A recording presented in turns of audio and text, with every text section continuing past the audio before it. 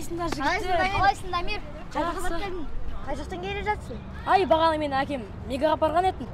Мегада жаңадан мұз айдыны ашылыпты ғой. Ол жақта өте қызық болды. Маған әкем коньки тебуді үйретті. Менің әкем бұл өмірде ең жақсы адам ғой, шіркін.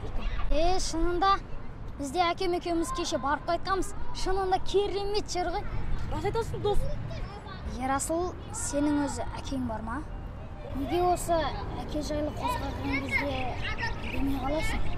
Сенің әкеңнің көлігі бар ма, жұмысы бар ма? Қайда кеттің, досым?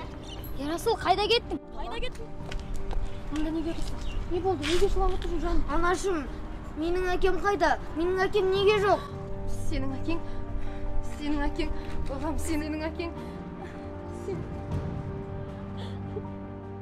Ажыраспаңыздар. Бұдан тек бала зардап тартады.